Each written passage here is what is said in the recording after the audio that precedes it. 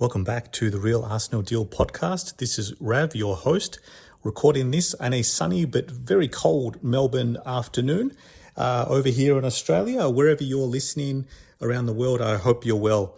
I thought I'd jump on to talk about Arsenal's final home match of the Premier League season, a 1-0 victory over Newcastle, the classic 1-0 to the Arsenal chant.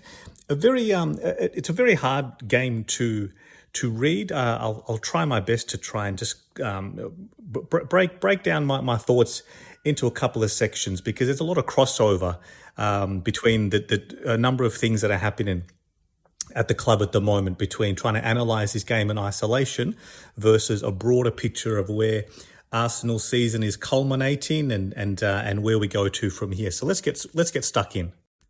Firstly, selection. I think selection is has largely been as expected the last few weeks, just given the volume of injuries Arsenal have suffered and the lack of availability in certain areas.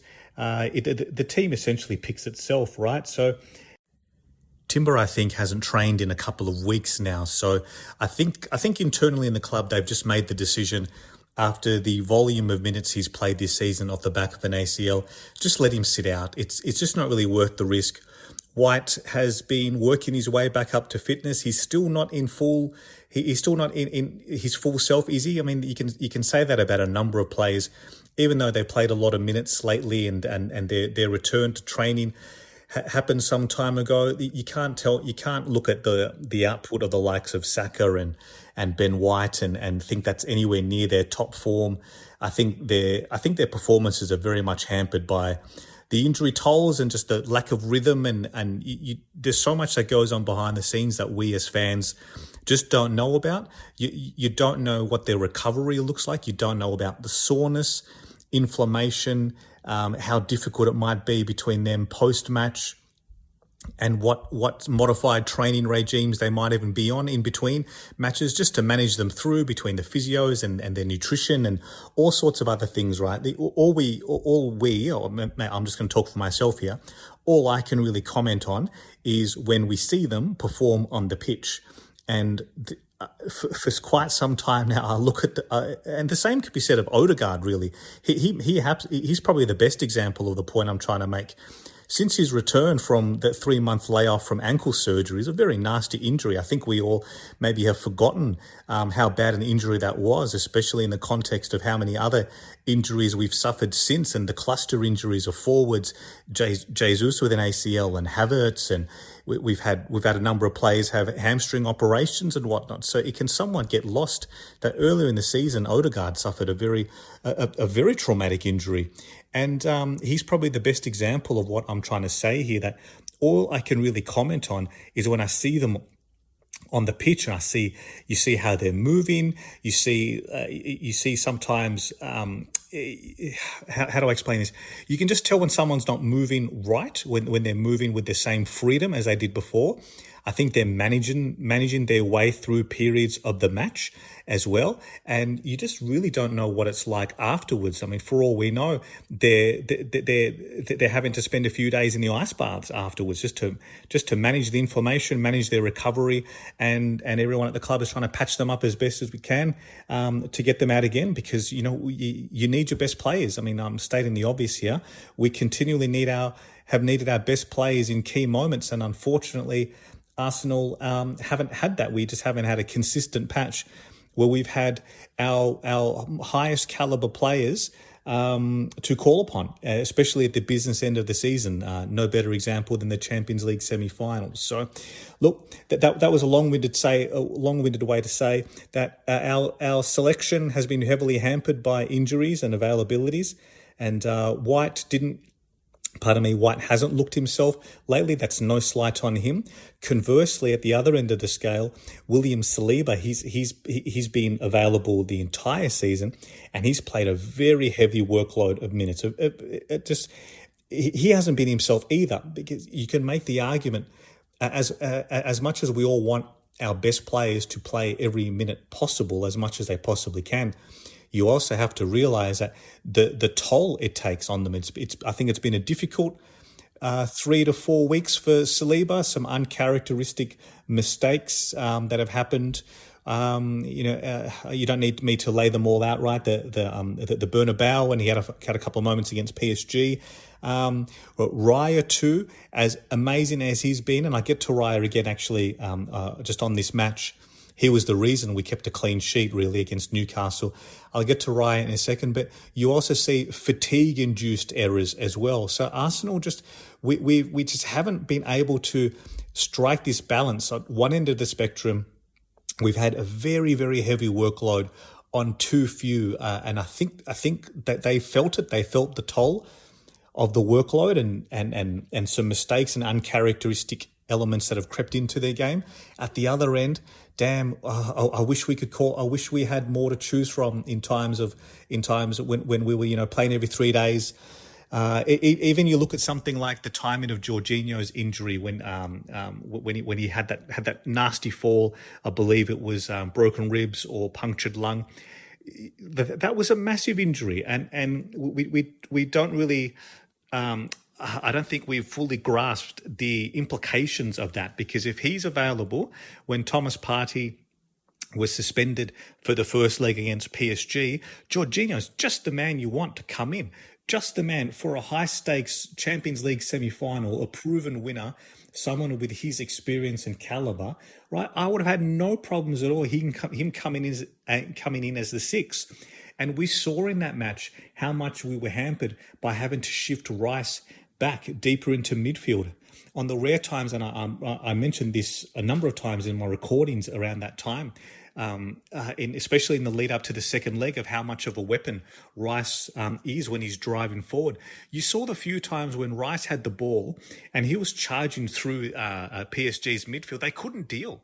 They couldn't handle him. He's a physical powerhouse. They call him the horse for a reason, but they couldn't handle his running power, his size, his physique, his strength. The ball was glued to his feet. Lewis Skelly did it a few times too. We just skittled them through the middle, sliced them open.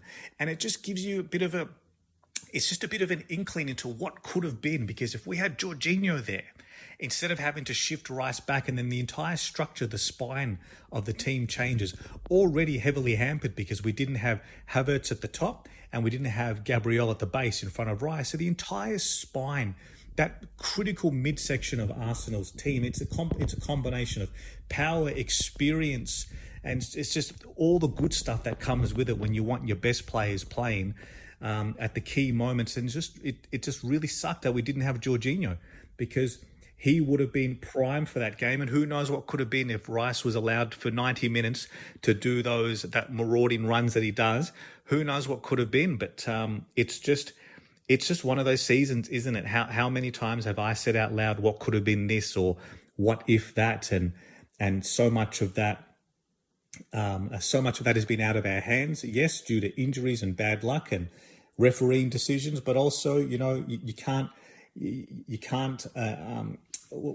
exonerate the club is the word I'm looking for. You can't exonerate the club for the indecisions made in the transfer windows since last season. So maybe everyone's getting tired of hearing that, and I'm certainly tired of saying it, because it's very much cost Arsenal this season. So look, we are where we are now. I don't quite know how I got onto that side tangent. I'm sorry about that. I'm meant to be talking about the Newcastle match. So I'll just wrap up. I'll wrap up the match, I guess, in a shorter section of this podcast, and then maybe the back half of this to finish off, I'll talk about the next steps and where we certainly should be headed from here. It was a very difficult first half for Arsenal. Let's just call it like it is. Without Raya, I think we would have been stuffed. I think there were 3, perhaps 4 genuine chances. Newcastle would be kicking themselves. They've done us over 3 times this season, and we're prime coming to the Emirates today to do it a 4th time. That'll be a very rare feat, I believe. I cannot recall. Unique circumstances, of course, because you meet in a cup tie to give the 2 extra fixtures. But I cannot recall the last time a team has defeated Arsenal 4 times within the same season. So they certainly are a bogey team. They're certainly up for it. There's a fair bit of needle as well that has crept in the last few fixtures. They've been very physical matches and quite feisty and spicy at times, not helped by some of the ridiculous decisions we've copped against us, and the fact that referees have just given free license for some of their players to just go around and just violently conduct themselves in a disgraceful way. I'll never forget the images of what's his name? Was it Gumares or was it Joe Linton? I think it was Gumares. Pardon me, sorry if I've got that wrong. They're just basically assaulting Jorginho. They whacked him. It just elbowed him, and the VAR clips were just utterly hilarious afterwards, talking about some crap justification that no, it's not a red card because he hasn't used it as a weapon. You cannot be serious. How can you strike someone with your forearm, elbow into the head, and say it's not a weapon? I mean, if you do that to someone on the street, right, and be captured on CCTV or whatever, that's assault. That's physical assault. That's a criminal act. And to allow that to get away on the football field, just utterly disgraceful. The kind of decision or indecision that PGMOL are now well and truly synonymous for. So anyway, sorry again. I've just deviated into another side rant. I guess it's a ranty type of morning. Apologies for that. So look, I'll just get back onto the match. They were certainly up for it. They've jumped us a few times. I mean, in similar fashion, they came out of the blocks very quickly in the League Cup ties as well, and Arsenal just weren't ready for it. So here's where I have a bit of trouble trying to analyze this game properly, because in my head, I know that these matches now. I'll call it like it is. I think we all just want the season to end. I think ever since the title fizzled out and we got knocked out of the Champions League, I just wanted the season to be done, because it's just dragged on and on these last few weeks, and as Liverpool were confirmed champions and we sort of resigned to lick our wounds and ponder all those what ifs I mentioned before, I just wanted the season to be done. So thankfully only one match to go now against Southampton next weekend, and we should win that to well and truly secure second place in the Premier League table. But going back to what I was saying, the season, it's the season being done, it very much impacts how you can properly assess matches like this. So where I have a bit of trouble is I look at the first half, I look at the opening period and the way we were dominated, players being off the boil, and just there's a few players who just weren't getting involved. I mean, it was strange, right? Seeing just the amount of space that was wide open for Arsenal, being sliced through again and again.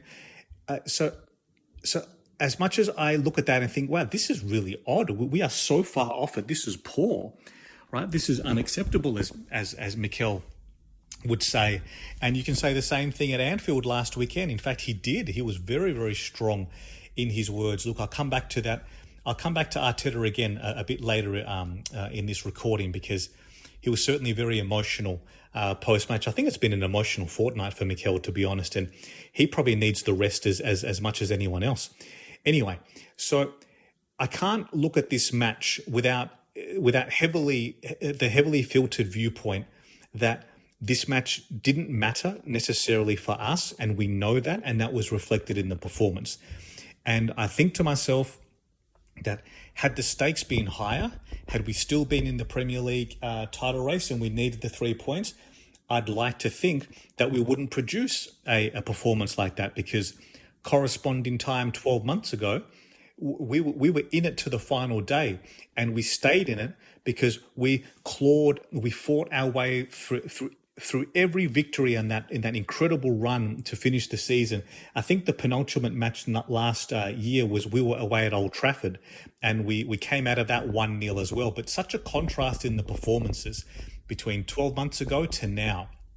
We were very comfortable, aside from a few nervy moments, of course. I mean, there always is in matches, but we were very comfortable at Old Trafford last year, and of course boosted by having our best players on the pitch. And it was Havertz who scored the goal. It was Havertz who provided the goal to Trossard last year. Sorry, I just corrected myself. I was just making the point that all of our best players are on the pitch. Gabriel and everyone else who I've mentioned, who's been absent for now. But the point I'm trying to make, and I'm sorry I'm not being particularly coherent with this, but hopefully you can follow me now, is that I can't look at this game in isolation and think that is a typical performance of Arsenal, because the stakes are what they are now. We're just limping to the line want it to be over. At the same time, it also must be said that we are heavily hampered by injuries. So would we have produced that had we had our best players across the board available?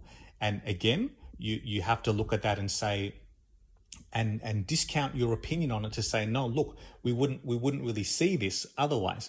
At the same time, though, right, there's been some really just strangely odd, difficult performances in the last few months, ever since probably post-February, post-March, since the international breaks finished. And again, I know we were heavily hampered by injuries.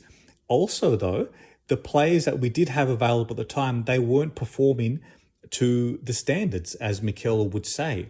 So even when the Premier League title was still on the line, there was that very brief week or so where I think Everton had that very last minute equaliser against Liverpool to peg them back. They drew that match, and then all of a sudden I think Liverpool were pegged back a bit. There was maybe just the early signs of, is this potentially a wobble? Are they catchable? And then we didn't go out and capitalise. We didn't go out and get the job done because, again, we saw some very wishy-washy performances in the Premier League. So as much as I want to say discount this performance today because the stakes don't matter, I also equally am at the counter end of that scale to counteract my own thought process. Well, I also have to acknowledge when the Premier League title was still potentially on the line, we didn't produce either. So, but again, underpinning all of that is injuries and absences. So I just go round and round and round in circles in my own head. And that probably reflects in how scattered I am in trying to make this point, and I'm talking round and round in circles. And I think I get to the same conclusion. I just want the season to end. I just do. It's tiring. And I'm all the way over here in Melbourne, right? Haven't kicked a ball for the club, and I never will. I mean, unless the injuries get that desperate that they want to pluck out a 44-year-old male from Melbourne, right? With no professional senior team experience. But all jokes aside, right? I'm tired watching it from afar, and it's tiring to keep talking about the same notes, right? The same broad points are for Arsenal this season are in no particular order: injuries, baffling refereeing decisions, baffling transfer window decisions or inaction, January window being what it was, it was just bizarre to watch, and then cluster injuries, and then bad luck with just little moments as well, just as we thought. Just as we triumphed over Real Madrid, which no one really saw coming. We battered them. One of the greatest performances, one of the greatest nights Arsenal has ever produced. And then underpinning all of that was the suspension to Partey, but then not having Jorginho to step in, right? Just one by one. We couldn't catch a break here. We couldn't catch a break there. And it's just been one of those seasons that almost everything that could have gone wrong essentially has. So I just want it to be done.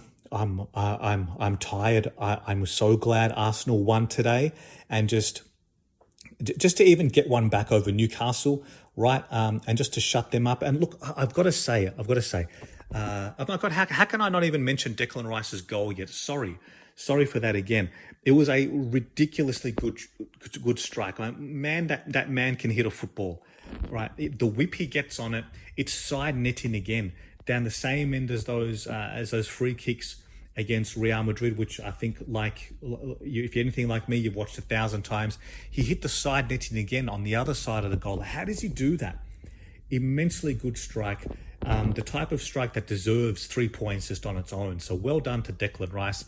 How good is it to have him back? Because again, in the aforementioned match at Anfield last week against Liverpool, we're missing him. So there's been such a stop-start nature to Arsenal.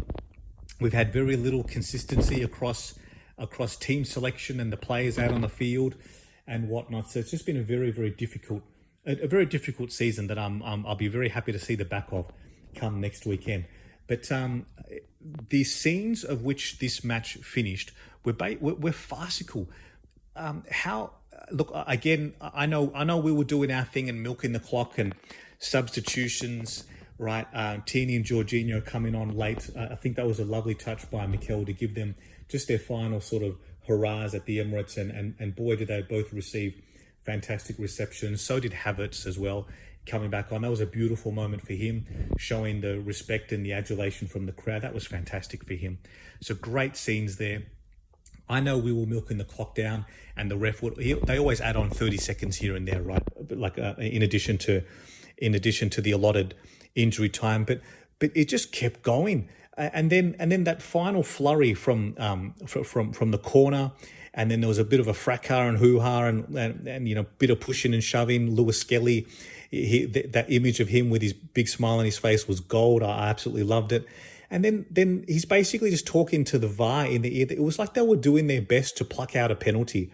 And I was almost expecting it to happen. Like, such is my conditioning now to the way Arsenal have been refereed, that I was almost just fully expecting him to be called over to the monitor, right? Because the VAR official had 90 seconds or whatever to basically dissecting the footage, trying their absolute best to find a foul, just to manufacture a foul. And it was just farcical. So I'm so glad when the whistle blew, and that's that. And 1-0 to the Arsenal, and we've secured second place to make sure that Newcastle can't overtake us. So yeah, so at least a small but important victory in the end.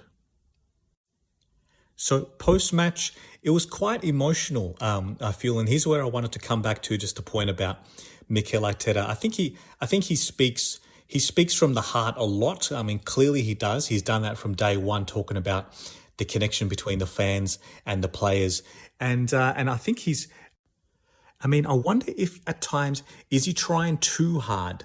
Sometimes I just get that sense, especially in and around the PSG tie, the build up for it. It was just something just seemed to be off. Look, it's probably a conversation for another time. And did we hype that up too much? Were we overly emotional? I mean, we were.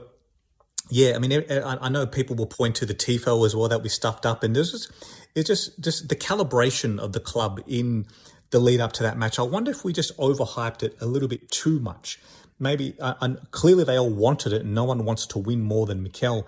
But I wonder if we just went a little bit too heavy on the emotion and just lost a bit of composure. And well, when you look at the difference across the tie, it was definitely that opening 20 minutes in the first leg at the Emirates. So anyway, I'll talk about that another time. But here, I think since that PSG loss, I think Arteta's, how do I say this? Some of the things he said has bothered me. Look, I'd like to think we're all not binary. Like like two or more things can be true at once. And I think Arteta is wonderful. He's a wonderful manager. He's brought us back, right? He deserves to see this project through, so to speak. And I'm very confident he will. He will deliver.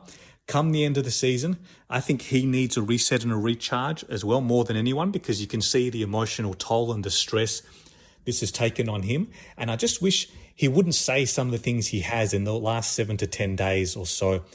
The comments around we were the best team in the Champions League, and we were the best team across the tie because people from the PSG bench told him and whatnot, and then the stuff around Liverpool, the points tally, and I know what he's saying, right? I know what he's saying about when you look at the points that Arsenal have accumulated in the last 2 seasons and haven't won it, and this time Liverpool have with a lesser points tally.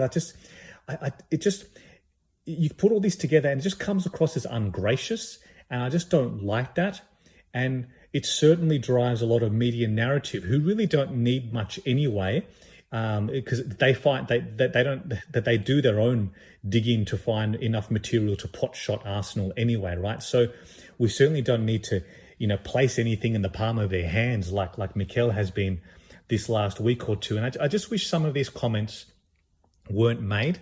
And today as well, look, he's clearly very emotional. I get it. He's almost like apologizing to the fans. I think he used the phrasing, he will give his life, right? And look, I don't think he needs to do that, mate. I know, I'm very confident he's going to get there anyway. He's going to get it done because I believe in him. I believe in the team and I believe in the club, right? So it's just a game of football at the end of the day, Mikel. So you certainly don't have to do that. But I think it just speaks inside that he's really, really feeling it.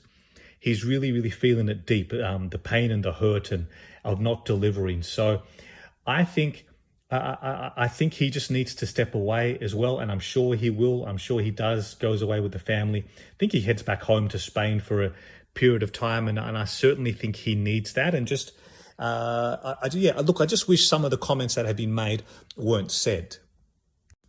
And yeah, it can just be that, no more, no less. Don't have to deduce anything into this. I'm not that binary. I'm not Arteta in, Arteta out. I don't see it life that way. I don't see it as that sort of black and white and have to deal in absolutes. Not at all. I just wish, look, I think there are learnings for everyone across the club, including Mikel, right? So it's just as simple as that. He's absolutely the right man for the job. And now paired with Andrea Berta, like I'm really excited to see what they're going to conjure because we have an enormous window, and I want to actually devote an entire recording to that, a post-season. I'll save that for after next weekend. A bit of a squad audit and just where we're poised this summer. So I'm really excited to see what Andre Berta is going to produce, because the club clearly knows where our gaps are. The club knows that we need someone of that acumen, that caliber, to come in and elevate us to that next level, and just support them, back them. I hope they get full backing by KSC, and let's see what we can produce and take the pain and momentum, right, and generate that over summer. A number of players are finally going to have a rest this summer. There's no major tournament. We're not in that Club World Cup. There's no Euros or World Cup or whatever. The likes of Odegaard and Declan Rice and Saka, Martinelli, Trossard, so many players, Saliba, of course, Raya, so many players who need a bit of rest and respite. Just let them just sit back and decompress, and we all go again next season. So I'm excited for all of that. But before I wrap this up as well, look, it was lovely scenes post-match as well with the lap of honour, and I always love seeing the players' kids come on the field and their families. It's just beautiful sight. I'm a dad myself, so I'm a bit of a softie with that sort of stuff. The way Big Gabriel, the way he holds his little daughter, I mean, it's just beautiful, right? And she obviously adores him. Just lovely scenes, and they get to have a kick around of the football themselves, right? Gunnosaurus is in there doing his thing, right? It's just lovely scenes. I wish it was under different circumstances. I wish it was more of a celebration, right? Holding aloft big trophies rather than a thank you and goodbye, so to speak, for the season. But look, it is what it is for now. I'm glad at least there was a moment to say goodbye as well to two players who have served Arsenal very, very well, who have served the club beautifully well in their time. And no, I'm not talking about Neto and Sterling. All jokes aside, I think the reception for Jorginho and Tierney, I think it speaks volumes. Right, they're both highly, highly respected, highly valued team members. Right, ultimate professionals. Never heard anything from them, even when they're not featuring much. Right, you never hear anything from them or their representatives.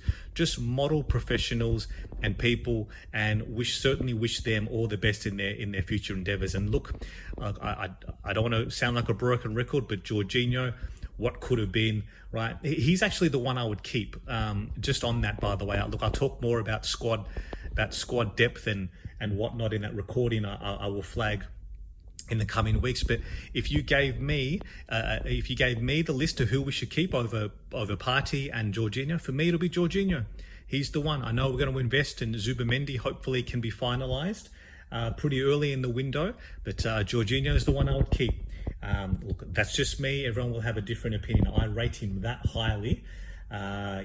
Anyway, so look, thank you again for everyone for listening. I think I'll wrap this one up for now, and sorry again for the scattered nature sometimes of this podcast. Look, I myself am tired, right? I'm tired, and I'm not just talking about the hours that I wake up to watch this match. It was a 1:30 a.m. kickoff time here in Melbourne, so I always feel it in the aftermath. as well. But aside from that, it's just been a tiring, difficult season as well. So apologies for if there were moments in this recording that were difficult to follow. As always, thank you to everyone who continues to listen and subscribe on YouTube. I've seen another review on Spotify, another 5-star review. I'm up to 6 5-star reviews on there. So thank you so much. If you could please consider subscribing if you're watching on YouTube, or leaving me a like, and whichever podcast platform you utilize, a review would be most welcome. Any feedback is most welcome. And I just thank everyone as well for taking the time out to listen to this old bloke across the pond just talk stuff around Arsenal. I love doing this stuff. So please let me know if any questions. Until then, look after yourself. I should actually end on this note. Look after yourselves, okay? It'll be all right. It'll be okay. It's just football, right? If you need to step away, especially as well, I can just see, the online banter. There's people queuing up with the Europa League final this week. There's people queuing up on all camps, waiting to potshot Arsenal if other clubs win it and win a trophy and have a better, in inverted commas, a quote unquote better season than Arsenal. They're just waiting, right, to bait us, to bait you and I. Just do your best, right? If you need to step away from that crap and not let it feed, not let it take your energy, just stay away from that shit, right? Be mindful what you consume. Look after yourselves, look after your loved ones, invest in the things that fill up your cup, look after your mental health and well-being. And I'll be back on again to speak to you soon. So until then, thank you again. Bye for now, and come on, Arsenal.